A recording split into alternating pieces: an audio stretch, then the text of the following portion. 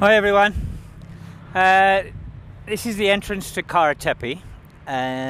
So I want to get something down on record. Something has happened in the last 3 weeks, and so I'm going to get this on record. Everyone knows that what happened. Slam Dean from Team Humanity came to my house a couple of months ago. And he's saying, because we know the UNHCR is not going to winterize this winter. So he said we really need to do something. So he said what he would like to do is get a warehouse very close to Moria. And for us, for all the small NGOs and the independents to come together and try and help the people of Moria. So we sat there, we discussed it all and everything else. And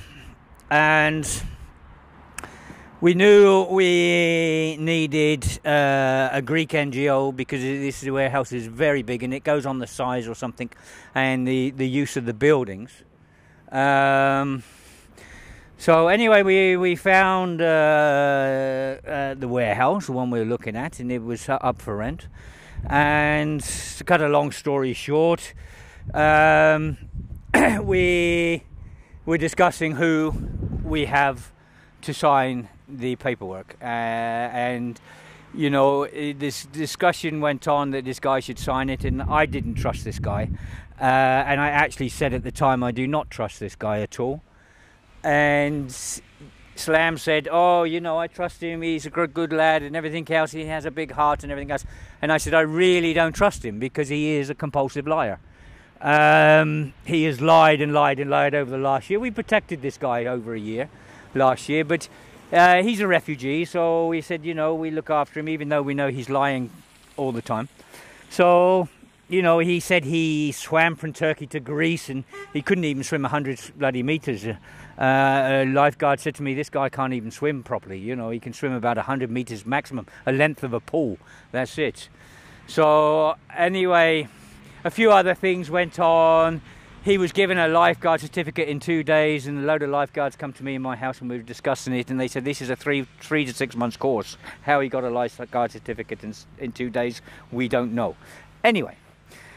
From there onwards, this is why I said to Salam Ad-Din, I really don't trust this guy because there's a lot about it that doesn't add up. I know what he said and everything else, and it's got to the stage where he says one thing and then he says another thing. And I told him, anyone comes to my house like that, I will tape them and I will film them because I have to prove at the end of the day when they're lying, I have to prove what they said. So anyway, they, in the end, I conceded and I said, okay, then bring him in and let him sign the paperwork. But we have to put something in position to protect him so he doesn't have to pay all the rent, and to protect us as well, so no one can kick anyone else out. It's run by founding members, which there were 4 founding members. So anyway, things went on. We got the warehouse, everything else. Slam had to go back to Denmark, and everything else. And we were discussing it with Slam how we would run it. We knew if it was done properly, with proper counters and to protect the refugees and to protect the volunteers working in there, and heaters and everything else, so it would be a nice atmosphere in there. We knew if it was designed properly and run properly, we could do about 100 families a day. We could clothe, give shampoo, give everything to. And within 6 weeks, 4 to 6 weeks, we worked it out. We could stabilize Moria quite easy, It all depended on the amount of volunteers and the amount of NGOs involved. But we said it is open to everyone to come in and help. It's not a problem. And we had some major people come in, and said, yeah, we'll come in and help you, Anyway, it's all of a sudden this one guy he just went crazy. I'm talking to a guy about the trying to do a project in One Happy Family. You know, I'm trying to do something for the kitchen in One Happy Family because it needs a bigger kitchen. They're feeding 1,000 people a day. They're doing an incredible job, but they really need a decent place to work from. So I'm talking to this guy outside the warehouse, and then this guy who went absolutely crazy. He said, "You do not talk to anyone unless I'm there and you get my permission there." And I don't know what the hell you on about, you know.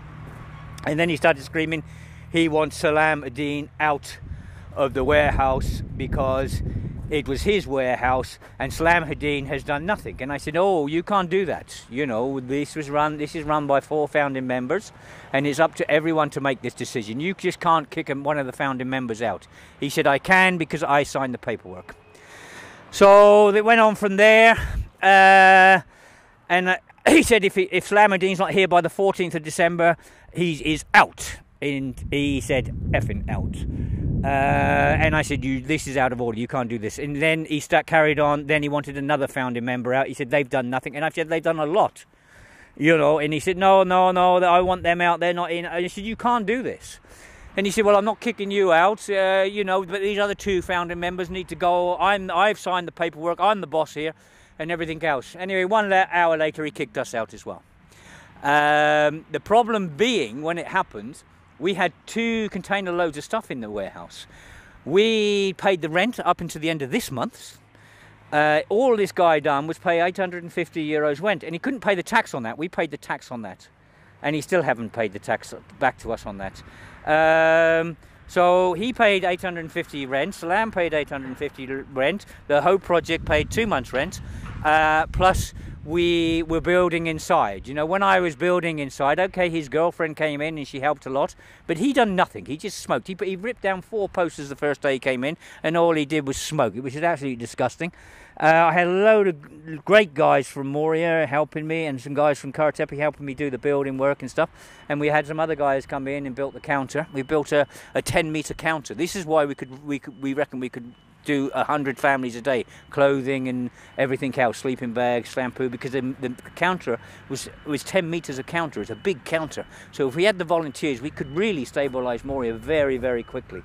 Plus we put a 4th door in, so it's a smaller door, not a big warehouse door where lorries come in. We put a 4th door behind it, and we put a small door on a spring so we could heat it up and keep the heat in there. So, you know, if it came to the crunch, we could winterize people in there. You know, if something happened in Moria, we could take them in for the night. Anyway, it just went from bad to worse. He told us he didn't want us this one weekend. Then he gave a lot of stuff that we were the custodians of, because people had sent this stuff to us saying, "This is for Karatepe, this is for Moria, this is for if you can hold this until our volunteers come out and that they want to hand all the stuff out," which is quite understandable. You know, when people spend a lot of time in different countries collecting and raising stuff to send stuff to the refugees, they have the full right to come and give it out. Anyway, the weekend went past. He said he didn't want us there and everything else, and I wasn't feeling too good anyway. So Monday we went there, and he had given so much stuff away that didn't belong to him. It was unbelievable. And then he's shouting and screaming, "This is refugee stuff and everything else." And I said, "Look, we're just the custodians of this stuff. You know, it's in the warehouse, but it's for the donors to come and sort it out. It's for them and their volunteers to come and sort it out." And he done a right wobbly. You know, this guy drives round in a bloody great pickup truck, gold, you know, which is donation money. He lives in an apartment which is donation money, and he's telling me everything I own belongs to refugees in the warehouse. And I said, "I don't own it. It's not my stuff. You know, we just put it in for the donors." You know, and when we got the warehouse up and running, we would have backed out anyway, because that's what we do as a Hope Project. We start things and then we back out. Anyway, it went from bad to worse. Then it was the 13th of December, we had another container arrive. And he stood out there and he screamed. He wouldn't let the container into the warehouse. There was plenty of room to put the container in the warehouse, and it left me and Philippa in a right pickle, you know, because we had this massive great container, and he wouldn't let it in the warehouse. It was full of stuff. Anyway, lucky enough, the landlord, you know, we went down and told him the problems we were having, and he said, "Oh, no problem, you can come and store it down at my place." And you know, I won't charge you nothing. And he's a really nice guy, fair play to him, and I thanked him a lot. We both thanked him a lot. He is a really decent guy, the guy that owned the buildings, and he couldn't believe what was going on. So anyway, then 14th came. Salam ad-Din arrived on the 14th. Salam was trying to solve the problem, and there was arguments in cafes in Mytilene, and this guy is screaming about the Kempsons and everything else. Now he's best of friends with Salam at the moment, you know, and he's really going for us. Not only that, he's going at people that I know on Facebook and telling them, you know, that this is nothing to do with him. The Kempsons. Yeah, in the end. Yeah. So anyway, then I said to Salam, be careful, because it was you he wanted out first, you know. Anyway, it did break down with Salam, and he told Salam he was out and everything else, and it was his warehouse and he was running it. He signed the paperwork. That one signature, he literally destroyed the whole project. You know, then on the Friday, the 15th, he changed the padlocks on the warehouse with all of our stuff inside. We had 2 container loads of stuff, plus all the materials we put in, the force door, the office we were building and everything else, and all my work tools and everything was in there. And he put locks on so we couldn't get in. So on the 15th, in the evening, about 7 o'clock, we got a phone call from a lawyer telling us we're not allowed to take any stuff. This was a Friday night, and Monday morning we're to go to the lawyer's office. And we could hear him, he was there, and the lawyer was on his phone. And the lawyer said, you're not allowed to touch anything in there, there needs to be inventory of everything in there. And we said, look, we have receipts for everything, you know. Yeah, but we can't let you in there and everything. And he said, no, this is wrong. We paid the rent to the end of the month. And we have receipts for everything. There's 2 container loads of stuff in there. This guy just brought a few boxes down from the north, you know.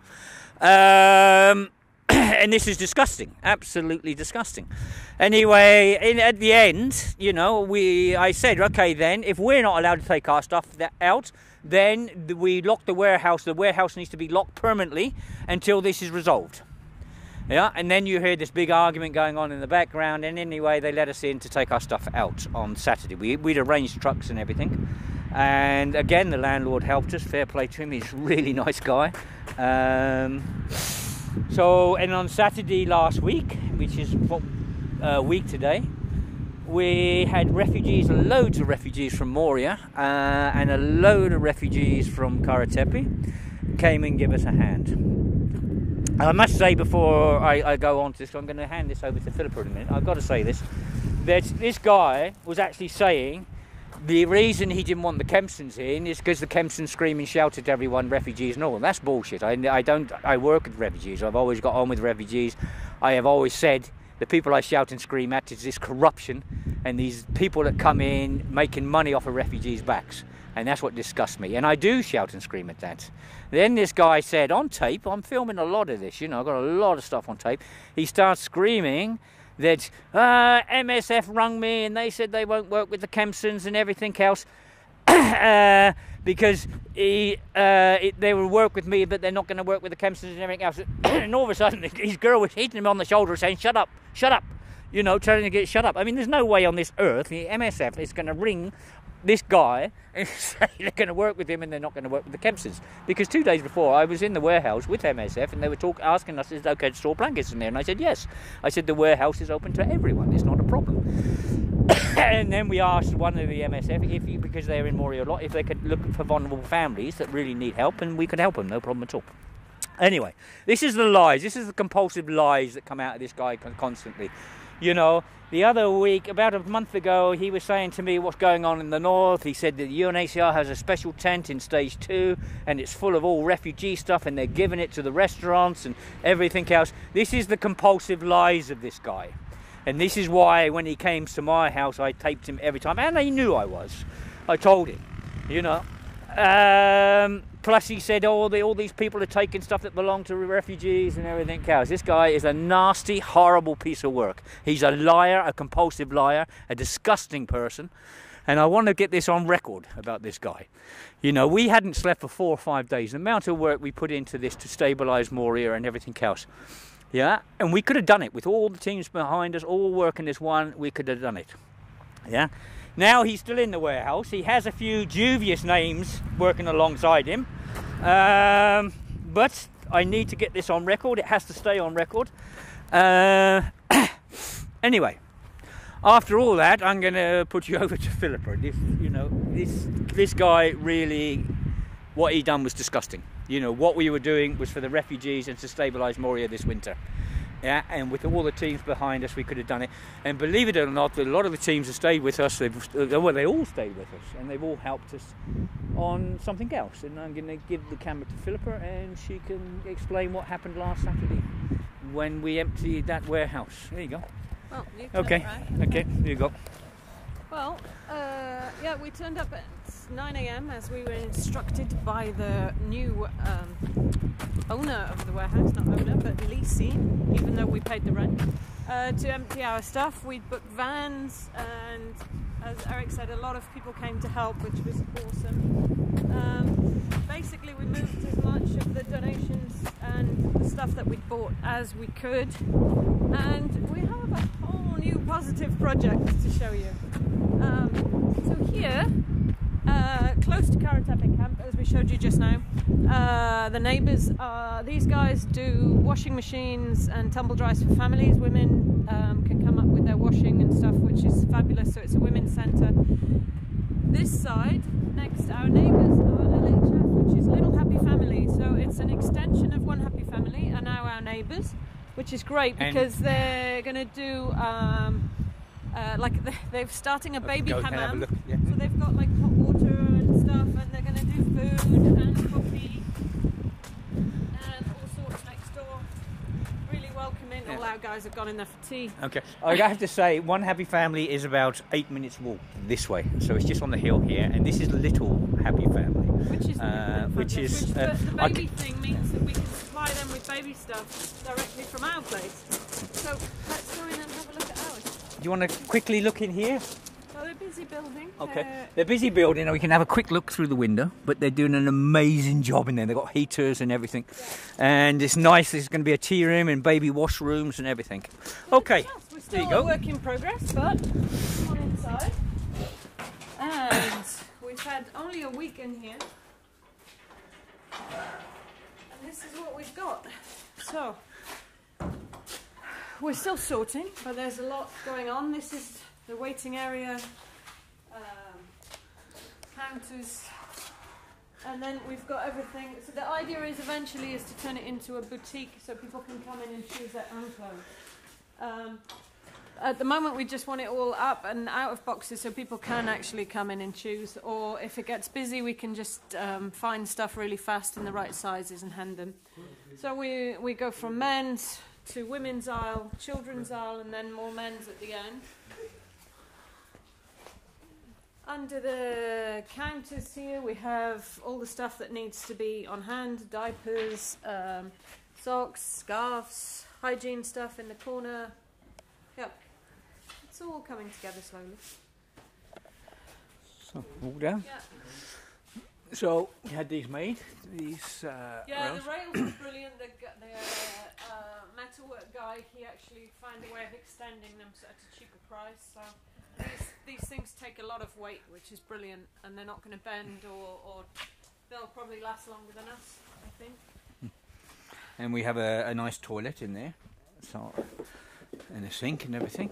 There's still a lot to organise, but we're getting through it really, really well, and we've had some amazing help this week. Seeing we've only been here 7 days, and it was a struggle. First we had to find a warehouse, and Michael Raber helped us on that one. And then we had to find all the stuff. Then we had to, and you can just imagine there's 2 containers loads of stuff come in, and 3 in the end. So, and it was just everywhere. And we've been trying to build the shelves and everything, and work at the same time, you know, and amongst all these boxes. But we're getting there. We're doing, so with the boxes that are in here, we have to say thank you to Ute and Peter from Germany, who I've forgotten the name of their group. They sent 1 container load of amazing stuff, all mixed. Jeff and Sue. Jeff and Sue from the Latter-day Saints, they sent an amazing amount of brand new stuff and fleeces and all sorts of things.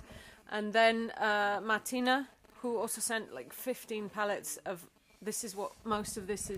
This side with the labels on is all from her, and really great stuff, and some furniture and pushchairs and fabulous things, which we will be getting. We've already started quietly distributing to some families that really are in need, especially today when it's so cold.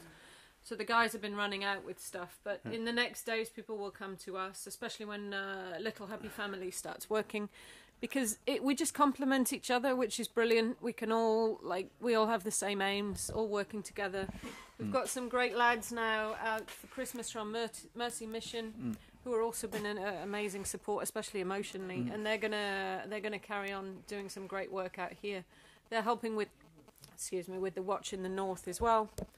So a lot of teams coming together. Help International is back tonight, I hope. Yeah. So Suzanne, she's got a Christmas program of distribution with the families and things. So she'll be taking stuff. We'll give her a key to the warehouse, and she can help herself to here. I mean, again, what we've done. I mean, it's on a smaller version. What would have happened, but everyone's stayed with us and everything else, and which was fantastic. And this would have been the large warehouse. It would have been almost identical to this, with more of these rails and everything, with a 10-meter counter at the end, and we could have really stabilised Moria in 4 to 6 weeks, no problem at all.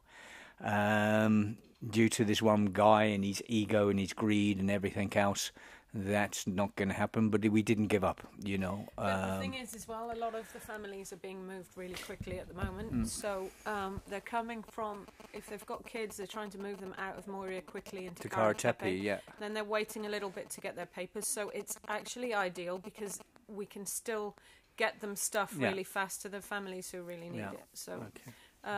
And some then are moving, once they get their sort of first paperwork done, some are then moving to Athens and things.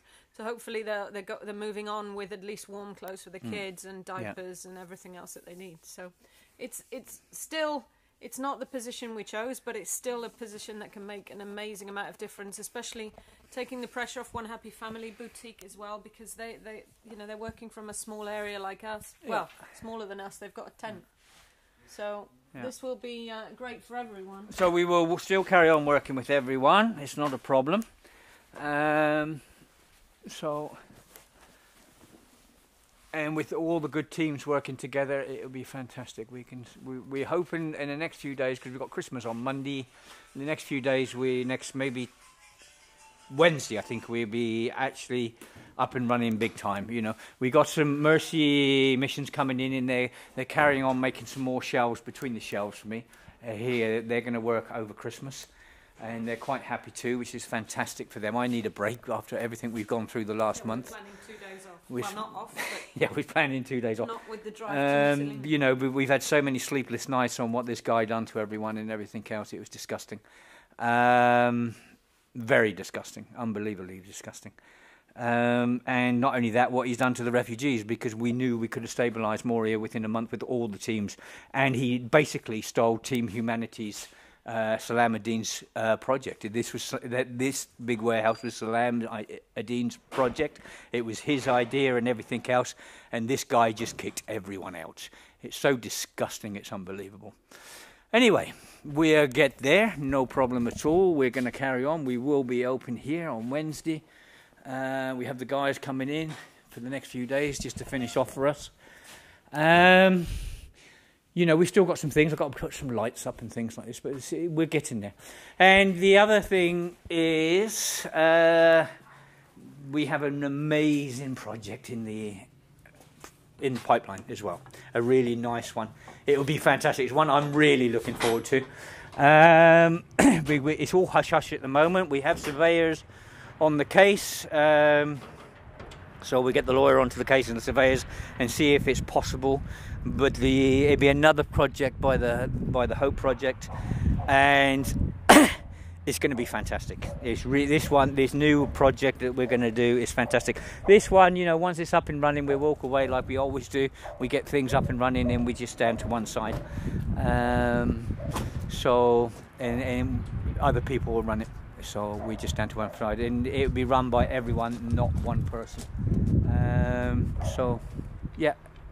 Okay. All the best, everyone. And Merry Christmas. A Merry Christmas, Happy New Year. I'm going to do a Christmas, a small video for Christmas on what the Hope Project's achieved this year and what we've gone through this year. Oh, yeah. So, you know, I do that every year, and I hope this year will be the same. You know, we've gone through a lot, especially the last month. And the sad thing is, you know, with the refugee situation, it's actually the worst it's ever been. After 3 years of doing this, and you think every year, next year will be better, next year will be better. The refugees are in a worse position than ever. I have never seen anything this bad. And the days ahead now, it snowed this morning, it's cold, it's wet. People didn't sleep, their tents were blown away and then rained on, their clothes are wet. It's only a matter of time before people start dying in the camp. And this year, it's not just men in the summer tents. A lot of young children There's in there. young children, there's families, there's pregnant women, there's old people, there's disabled people. Yeah. And it's basically a disaster waiting to happen. So, you know, all we can do is try and we do our help best. the ones we can. We do our best. Yeah, we do our best. And we had some amazing people that support us, and some amazing people around the world that support us and look after us. Yeah, and thank you for everyone who has supported us, because this is, you're the only ones that can make this possible. Yeah. We can't do this alone. Yeah, especially what this guy's done the last month. You know, he's been screaming and shouting our name all over the place, saying we done this and we done that, and we didn't. He said we walked away from the project. There's no way we walked away from that project. We put so much work into it, and there he is smoking there every day, and he pulled down 4 banners in a fortnight, and we built everything in there, you know, with the teams of guys from refugees. And what he's been saying about me and the screaming and shouting at refugees, the actual refugees come to me and said he was totally out of order. And one volunteer said to me, you know, when you're not there, he's screaming at everyone and everything else. So this guy is totally out of order. I'm a great believer in karma, as everyone knows, and what goes around will come around. Yeah, anyway, it's almost a new, it's the end of the year. Yeah. We can plan a new year, and we'll plan a positive new year. Yeah. Yeah, the new project I have in mind. Yeah, the project I have in mind. If I can pull it off, I will pull it off. You know what I'm like, and what Philippa's like. You know, we get our head into something, we will do it. You know, and we've always helped refugees, and we're going to carry on helping refugees, regardless of this disgusting things that go on regarding other people. You know, we will carry on doing what we do with the support of a lot of good people. So okay then, Happy New Year to everyone, and a Merry Christmas. I'm going to do another video and say it again. Okay. So yeah. okay. Take All care, the best, everyone. Thank you. Bye.